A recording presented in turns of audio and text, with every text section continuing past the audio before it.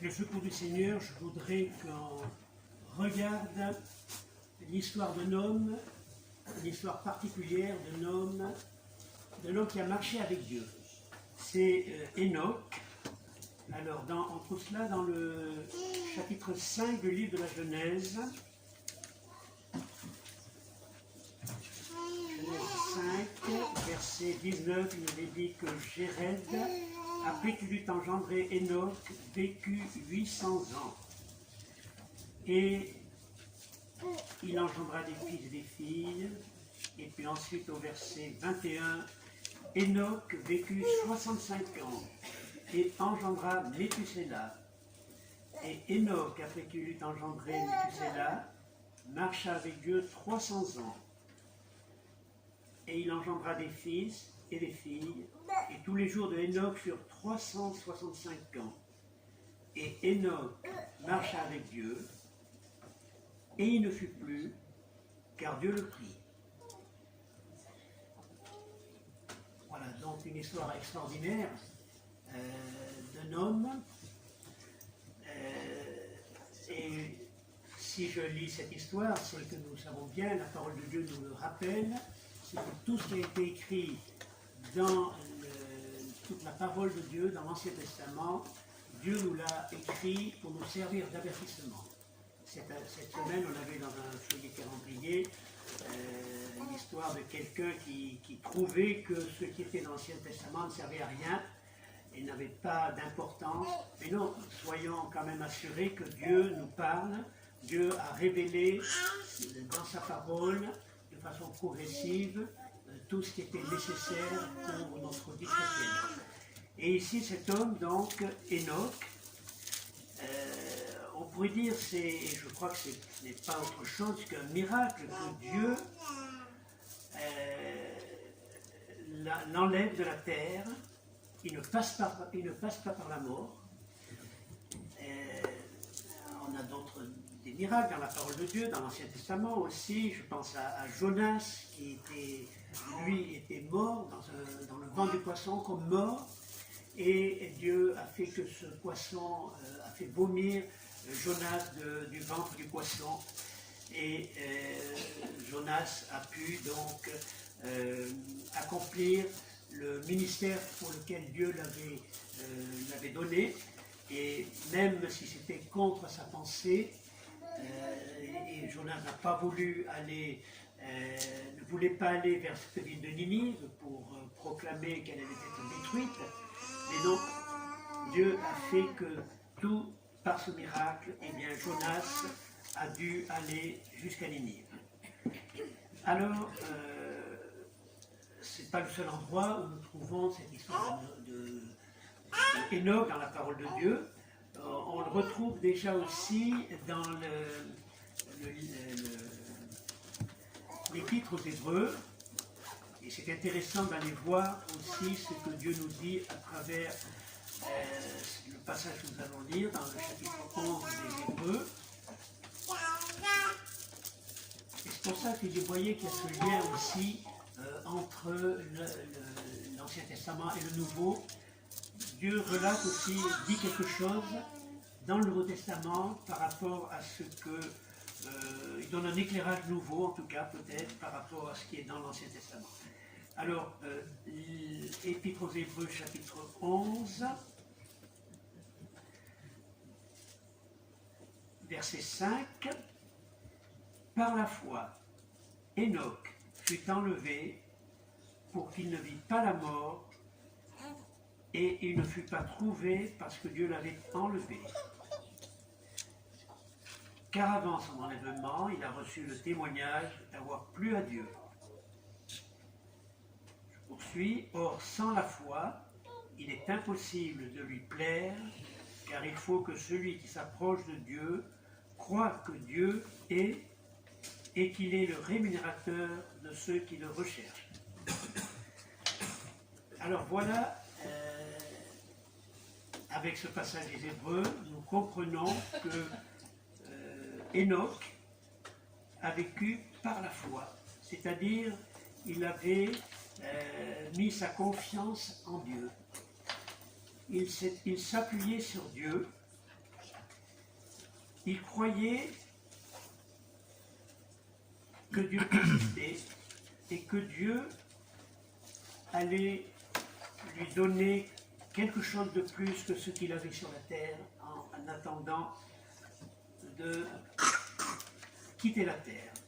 Alors, je voudrais aussi, on reviendra sur ce passage, mais je voudrais faire aussi donner une pensée sur ce chapitre 5 de la Genèse, c'est un chapitre où nous voyons tous ces hommes, ces premiers hommes, dont il nous est dit tous qu'ils moururent. C'est un chapitre donc où nous voyons le règne de la mort sur la terre. Tous ils meurent, tous ces hommes sont là et vont tous mourir. Et à l'époque, nous voyons qu'il y avait, ces hommes ont vécu, même Enoch qui a vécu 365 ans, on n'arrive pas à l'imaginer. On a son fils, qui s'appelait Méthusélah ou Mathusalem aussi, suivant les versions, lui a vécu 969 ans. C'est l'homme qui a vécu le plus de l'humanité. Eh bien, on pouvait se demander aussi, est-ce qu'ils allaient mourir? Est-ce qu'ils allaient mourir? Est-ce que la mort allait les atteindre? Alors, lisons maintenant dans l'épître aux Romains. On va lire quelque chose dans l'épître aux Romains. Nous voyons donc que la mort atteint tous les hommes, tous ont péché.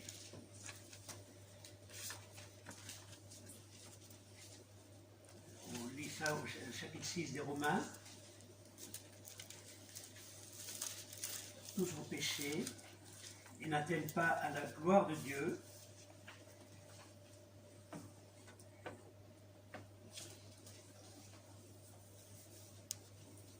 La mort, chapitre 5, verset 14, la mort régna depuis Adam jusqu'à Moïse, même sur ceux qui ne péchèrent pas, selon la ressemblance de la transgression d'Adam.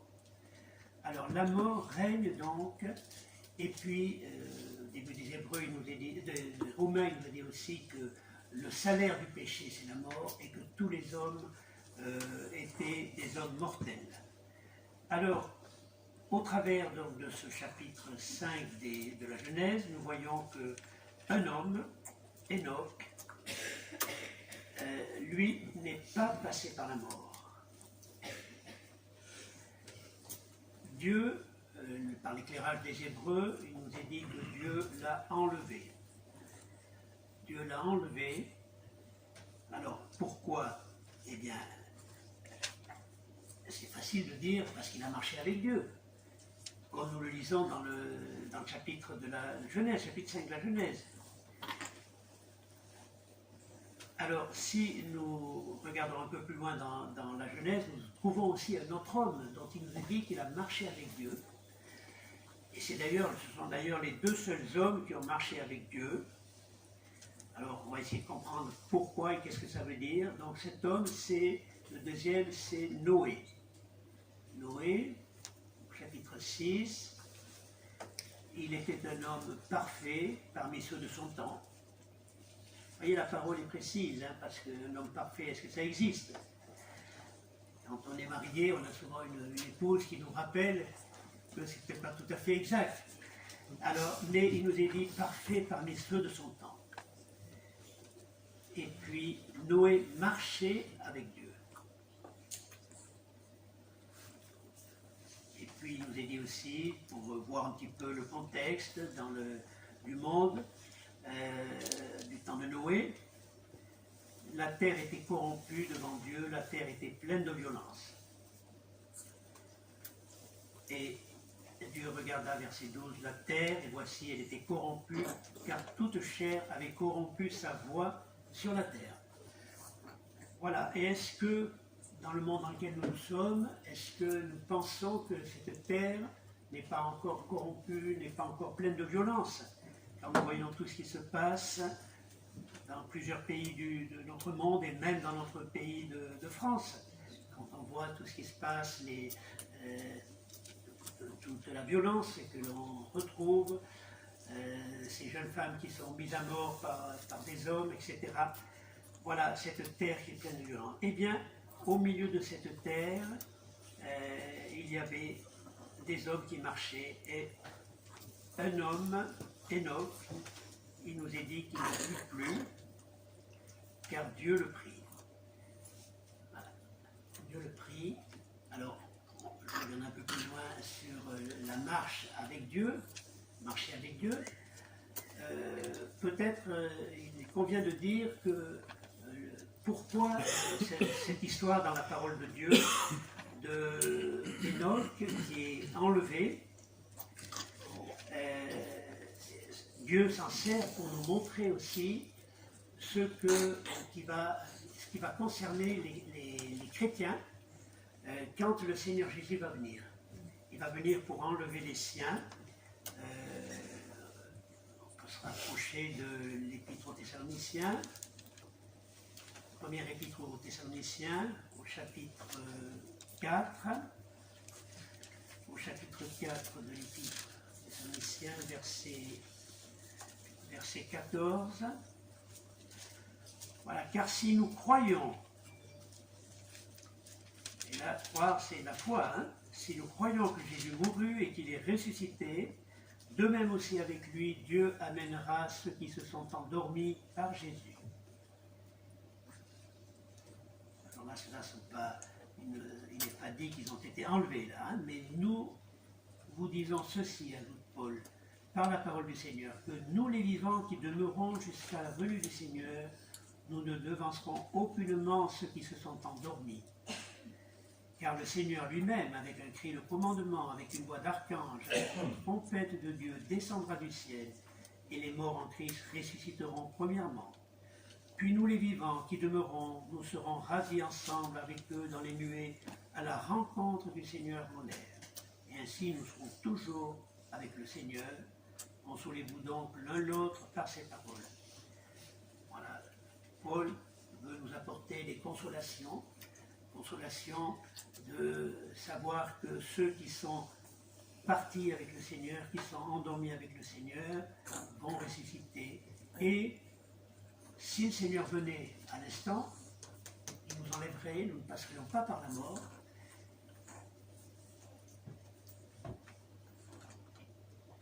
Et nous serions ravis avec eux à la rencontre du Seigneur en l'air. Alors, Enoch est ici, dans la parole de Dieu, une image ou un type de ces chrétiens, des chrétiens de l'Église qui est dans le temps présent et qui va être enlevé par le Seigneur Jésus. Alors, si nous avons si la parole de Dieu nous rapporte cet exemple d'Enoch, il y a aussi quelque chose de sous-jacent. Dieu a quelque chose à nous dire aussi par la vie d'Enoch. Alors je voudrais aussi peut-être, il y a un troisième passage de la parole de Dieu où il est question d'Enoch, c'est dans l'épître de Jude, il faut le lire aussi.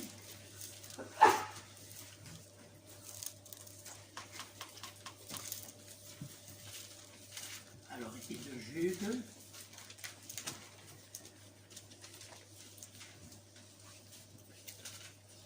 verset 14.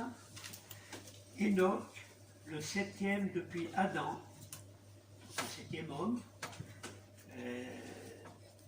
et qui était aussi donc prophète, il nous est dit qu'il a prophétisé, verset 14, de ceux-ci, de tous ceux qui étaient des hommes pécheurs, hein, de tous ceux qui avaient suivi ces hommes mauvais.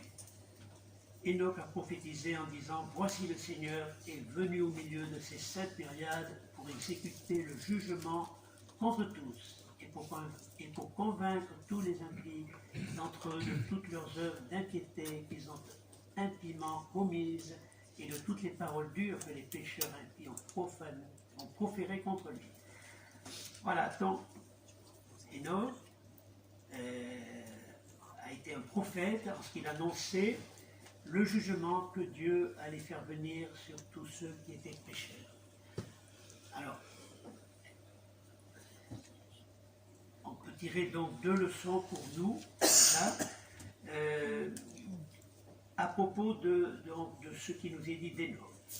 Il marcha avec Dieu. Alors, marcher avec Dieu, vous voyez, il est mort à 3 ans, il n'est pas mort, pardon, il a été enlevé à 365 ans. Marcher avec Dieu, ça voulait dire quoi? Qu'est-ce que ça veut dire de marcher avec Dieu?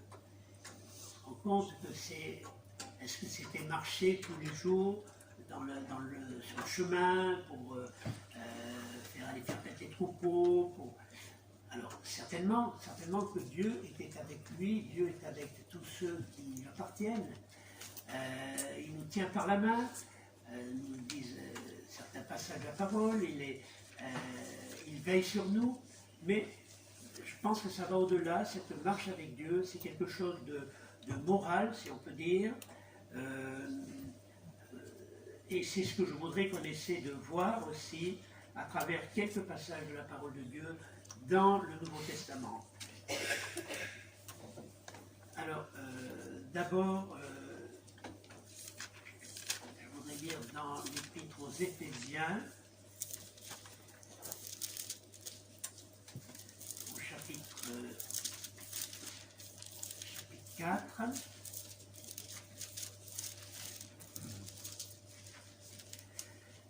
Éphésiens 4. Je vous exhorte donc, moi, le prisonnier, dit Paul, dans le Seigneur, à marcher d'une manière digne de l'appel dont vous avez été appelés, avec toute humilité et douceur, avec longanimité, vous supportant l'un l'autre dans l'amour, vous appliquant à garder l'unité de l'esprit par le lien de la paix. Il y a un seul corps, un seul esprit, comme aussi vous avez été appelés pour une seule espérance de votre appel. Ensuite, au chapitre 5,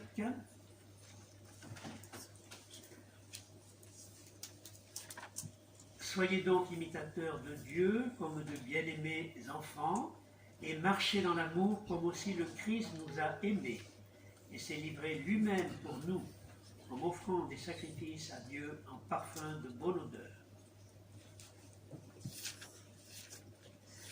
Mais que ni la fornication, ni aucune impureté ou cupidité ne soit même nommée parmi vous, comme il convient à des saints, ni aucune chose honteuse, ni parole folle ou plaisanterie, lesquelles ne sont pas bienséantes, mais plutôt des actions de grâce.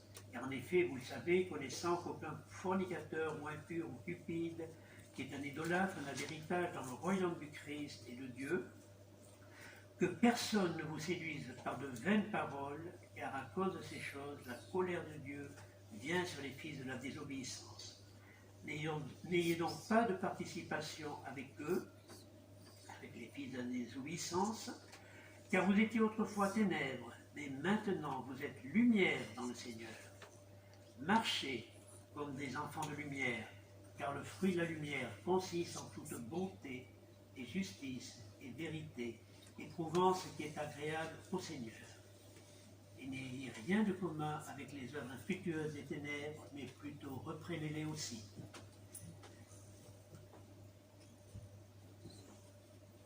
Au verset 15, prenez donc garde à marcher soigneusement, non pas comme étant dépourvus de sagesse, mais comme étant sages, saisissant l'occasion parce que les jours sont mauvais. C'est pourquoi ne soyez pas sans intelligence, mais comprenez quelle est la volonté du Seigneur. Et puis on pourrait lire un dernier passage dans l'Épître aux Colossiens, au chapitre 1er. On va lire depuis la moitié du verset 9. Que vous soyez remplis de la connaissance de la volonté de Dieu, en toute sagesse et intelligence spirituelle, pour marcher d'une manière digne du Seigneur, pour lui plaire à tous égards, portant du fruit en toute bonne œuvre et croissant par la connaissance de Dieu, étant fortifié en toute force selon la puissance de sa gloire, pour toute patience et constance avec joie. Voilà, donc on a à travers ces quelques passages de la parole de Dieu, nous voyons ce qu'est la marche du chrétien. Donc non pas la marche pour aller d'un point A à un point B, mais une vie consacrée pour le Seigneur, une vie qui est remplie du Seigneur et qui n'est pas centrée sur nous-mêmes. On a lu dans l'épître aux Éphésiens, marcher dans l'amour, par exemple, dans la douceur, nous supportant l'un l'autre. Voilà des exhortations donc, que l'apôtre Paul nous place devant nous. Et comment arriver à cela? Comment arriver à le vivre? Eh bien, il nous dit au verset 1er du chapitre 4 des Éphésiens, marchez d'une manière digne de l'appel dont vous avez été appelés. Le Seigneur nous a appelés. Le Seigneur nous a appelés à lui. Nous lui appartenons, mais il veut aussi que nous marchions d'une manière qui soit digne de cet appel. Vous avez peut-être remarqué, on a lu un petit mot, nous sommes des saints. Alors des saints, c'est aussi quelque chose qu'on n'arrive pas tout à fait à saisir. Des saints, c'est celui qui est consacré, c'est celui qui appartient au Seigneur. Mais ce n'est pas celui qui est parfait en toute chose, c'est celui qui est appelé, et donc on est appelé par le Seigneur, nous sommes appelés ses enfants, et nous sommes appelés donc à marcher d'une manière digne du Seigneur, d'une manière qui l'honore.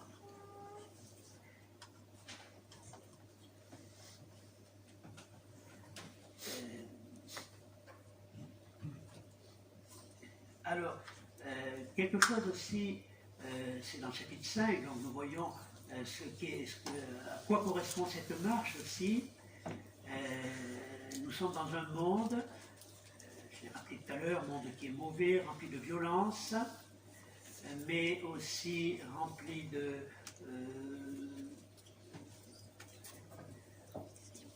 un monde qui est gouverné par Satan, par le diable. Donc celui qui est le menteur, celui qui a des hommes qui sont à son service, des hommes qui sont des fils de désobéissance, eh bien, au contraire, nous sommes appelés à marcher comme des enfants de lumière. Et nous avons pour cela, pour arriver à cela, si je peux dire, pas des règles que je veux donner là, mais simplement nous avons un principe dans ce verset 10 du chapitre 5 des Éphésiens, éprouvant ce qui est agréable au Seigneur. Voilà. Le Seigneur nous invite à discerner, à rechercher ce qui peut l'être agréable. Et c'est ça que nous devons avoir devant nous, lui être agréable, lui plaire dans tout ce que nous faisons. Et pour cela, nous devons dans nos vies avoir un principe de ne rien avoir avec, pas avoir de choses en commun avec tout ce qui se fait dans le monde de ténèbres, dans le monde de la nuit. Nous devons que le Seigneur nous invite donc à éprouver toujours, à rechercher toujours ce qui lui plaît, ce qui lui est agréable. Voilà, je pense que c'est quelques pensées que nous avons, que l'Esprit de Dieu veut placer devant nous à travers cette histoire d'Hénoch. Hénoch qui marche avec Dieu. Hénoch, un homme de foi. Et c'est notre part à chacun, à nous tous qui connaissons le Seigneur, qui nous appuyons sur lui par la foi, et bien que nous ayons cette grâce de lui plaire et de marcher avec lui comme ces hommes de l'ancien, d'avant le déluge, je dirais, parce que peut-être, certainement, la parole de Dieu nous montre d'autres hommes après le déluge qui ont servi Dieu, mais ils avaient tous des imperfections. Aucun n'a été parfait. Alors je relirai ce verset 6 du 11 des Hébreux, qui fait le lien directement entre Enoch, donc, qui a été enlevé, et avant d'être enlevé, il avait reçu le témoignage d'avoir plu à Dieu. Et c'est le même sens que marcher avec Dieu, puisque nous remarquons que dans ce chapitre des Hébreux, il n'est pas dit qu'il avait marché. Il est dit qu'il a plu à Dieu. Vous voyez, donc c'est pour ça pour que nous comprenions bien pourquoi Dieu nous parle d'une manière, et on ne le comprend pas toujours. Si nous étions dans l'Ancien Testament, eh bien, voilà, ça aurait été une histoire comme une autre. Mais Dieu, par son esprit, veut nous parler, et pour lui plaire, ce n'est que en marchant, en vivant avec lui, par la foi. Et il faut, je relis ce verset, sans la foi, il est impossible de lui plaire. Donc sans la foi, Enoch n'aurait pas plu à Dieu. Et il faut que celui qui s'approche de Dieu croit que Dieu est. Dieu est. Dieu disait à Moïse, comment tu diras que je suis? Bien, je suis celui qui suis. Voilà, il est. Et il est le rémunérateur de ceux qui le recherchent. Et la foi, c'est recevoir tous ces hommes de Dieu que l'on trouve dans le chapitre 11 des Hébreux. Eh bien, ils avaient en vue quelque chose que Dieu allait leur donner. Quelque chose de meilleur. Et Dieu nous dit aussi, à la fin du chapitre 11, tout ceci, tout ce dont il est question dans ce chapitre 11 des Hébreux, je n'ai pas fait le décompte, mais il y en a toute une kyrielle, tout ceci ayant reçu témoignage par la foi, n'ont pas reçu ce qui avait été promis, Dieu ayant eu en vue quelque chose de meilleur pour nous, afin qu'ils ne parviennent pas à la perfection sans nous. Voilà, donc cette perfection, c'est Dieu qui nous la donne, c'est Dieu qui l'a fait, qui nous accorde cette grâce de marcher avec lui et de lui plaire à tous égards. Donne-nous une petite explication de 1 Jean 1,7. Alors, je redis le verset, 1 Jean 1,7.